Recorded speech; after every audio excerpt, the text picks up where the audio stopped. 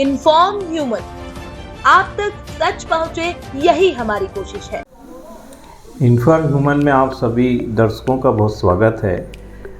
और जिस तरह से हम लोगों ने एक प्रोग्राम तय किया है सम्मान समारोह का 10 मार्च को अंतर्राष्ट्रीय महिला दिवस पर, और ऐसी महिलाएं जो अपनी ऊर्जा, अपनी आध्यात्मिक ऊर्जा और अपनी विशेषज्ञताओं के कारण समाज में न सिर्फ दूसरी महिलाओं के लिए प्रेरणा देकर अपने इस तरह से एक पहचान कायम की है, बल्कि कई अपनी कार्यशैली से कई परिवारों को जीवन भी दे रहे हैं और समाज को एक शिक्षा भी दे रहे हैं। ऐसी महिलाओं का हम लोग सम्मान करने जा रहे हैं। इसी सिलसिले में आज हम मैडम गीता ठाकुर, जो वन स्टॉप सेंटर में प्रशासक हैं, आपका बहुत स्वागत है।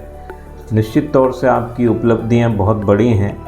अभी तक आपने हमें बताया कि 2700-2800 महिलाओं को आप अपने माध्यम से लाभान्वित कर सके हैं। जी मैम, एक व्यक्तिगत प्रश्न हम करेंगे, उसके बाद आपकी कार्यशैली पे भी बातचीत होगी। मूलतः आप कहाँ से हैं और कैसे आपने अपने आप को इस जगह तक योग्य बनाया पहुँचने के लिए? सर, मूलतः तो मैं छतरपुर की रहने वाली हूँ जी।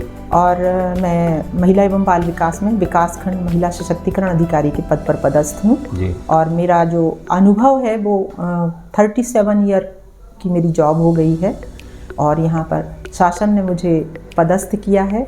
2017 से मैं वन स्टॉप सेंटर में प्रशासक के रूप में कार्य कर रही हूँ और 17 से अपनी सेवाएं महिलाओं के लिए और उनकी भलाई के लिए, उनके रोजगार के लिए, उनको मार्गदर्शन देने के लिए निरंतर प्रयासरत हूँ।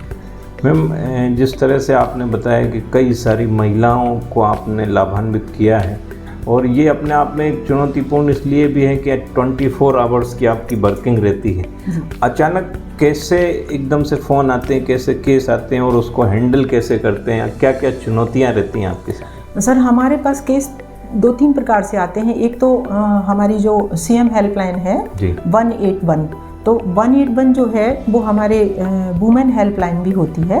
तो 181 पर जब कोई कॉल महिला करती है तो वो जिस जिले की होती है, और जैसे ही वो भोपाल स्थित सेंटर पर कॉल जाता है तो संबंधित जिले को ट्रांसफ़र कर दिया जाता है और संबंधित जिले की जो प्रशासक हैं, तो जैसे मैं देवास की प्रशासक हूँ, तो वो सीधे कॉल हमारे कार्यालय पर और हमारे मोबाइल नंबर पर आ जाता है।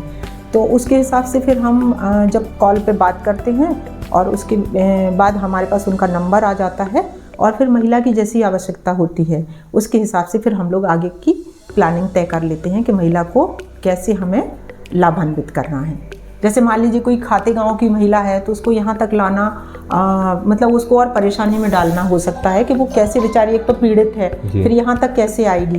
तो फिर हम लोग जैसे खाते गांव में हमारा जो प्रशासनिक अमला है, वरिष्ठ अधिकारी हैं, उन लोगों से फिर चर्चा करके और वहीं पर उसी स्थान पर उसको तुरंत सहायता पहुँचाने की कोशिश करते हैं। केंद्र सरकार के पूरे अभियान को आपने बहुत सार्थक किया है। निश्चित तौर से ये समाज के लिए बड़ी उपलब्धि है। फिर भी मैं आपसे एक अनुभव ये जानना चाहता हूँ, इस पूरे आपकी जो नौकरी का जो कार्यकाल रहा, आप क्या लगता है समाज में महिलाओं की स्थिति को लेकर आप कितने चिंतित हैं?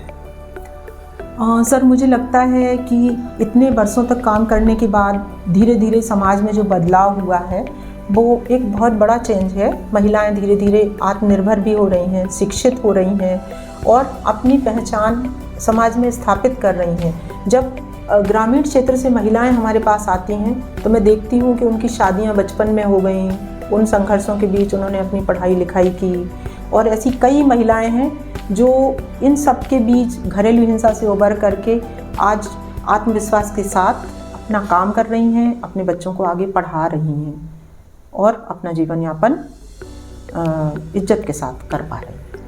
मेरा एक और अंतिम प्रश्न है, क्योंकि महिलाओं के लिए एक बड़ा नेतृत्व की कमान आपके हाथ में है। अंतर्राष्ट्रीय महिला दिवस पर पूरे महिला वर्ग को, महिला समाज को आप क्या संदेश देना चाहते हैं? सर, मुझे लगता है कि सबसे बड़ी चीज़ तो ये होती है कि हमारी जो महिलाएं हैं, तो महिला एक घर को नहीं बनाती है बल्कि वो 2 खानदानों को बनाती है। और अगर महिला शिक्षित होती है तो वो अपने माता पिता के साथ ही अपने ससुराल का भी नाम रोशन करती है। तो शिक्षा का जो स्तर है महिलाओं को शिक्षा मिलना चाहिए, कैसे भी हो उनके शिक्षा के मार्ग कभी अवरुद्ध ना हो, तो महिला आगे के रास्ते खुद खोज देती है।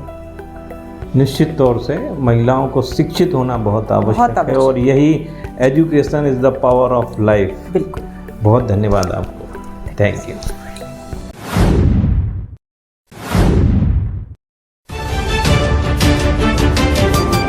इन्फॉर्म ह्यूमन, आप तक सच पहुंचे, यही हमारी कोशिश है।